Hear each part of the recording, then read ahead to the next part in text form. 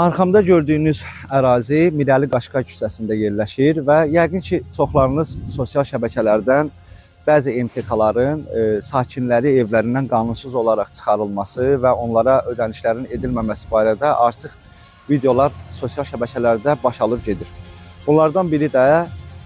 Mirəli Qaşqay küçəsində bu tikilini, sakinlərin çoxsunun yaşaya-yaşaya olan tikilini sökdükləri bir ərazidir ki, AAM analiz şirkəti, yəni AAM MTK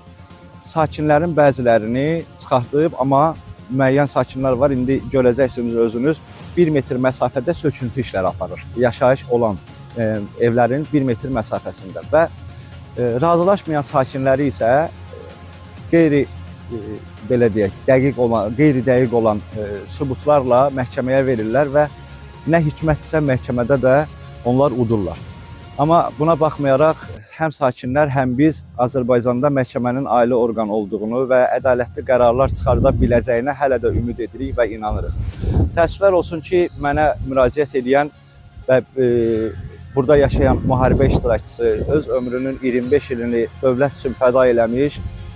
Ceyhun qardaşımız olub ki, yəni mənim adaşım Ceyhun qardaşımız, onun da evində belə bir problem yaranıb və şirkət tərəfindən ona vəd verilən pulun bir hissəsi ödənilib, amma digər hissəsi isə ödənilmir. Və ödənilməyən məbləğ ola Ceyhun qardaşımızı məhkəməyə veriblər və Nəsimi rayon məhkəməsində ədalətsiz bir qərar çıxarılıb. Ceyhun qardaşımız özü məhkəmədə 2 dəfə iştirak etməsinə baxmayaraq qərarda güya tərəfin məhkəmədə iştirak etməməsi yazılıb və güya istismara yararsız, heç bir ekspert göndərilmədən, binada heç bir ekspert rəyi aparılmadan, müayinə aparılmadan binanın istismara yararsız vəziyyətdə olduğuna əsas gətirib və evdən çıxarılmanı, lakin kompensasiyanın ödənilməsi barədə heç bir qərarın verilməməsi ilə bağlı Ceyhun qardaşımız bir qərar alıb. Amma bu qərardan təbii ki, apellyasiya şikayəti veriləcək və bu yaxınlarda AAM analiz şirkətinin özü ilə də əlaqə saxlamağa çalışacağıq və artıq bir çox televiziya kanallarına da müraciət olunub sakinlər tərəfindən. Ümid edirik ki, bu müraciətimiz Azərbaycan Respublikasının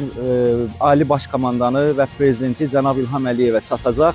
və Azərbaycan üçün canlı fəda etmiş Ulu Öndərin şəxsən özü tərəfindən mükafatlandırılmış Ceyhun qardaşımızın problemi qısa zamanda öz həllini tapacaq.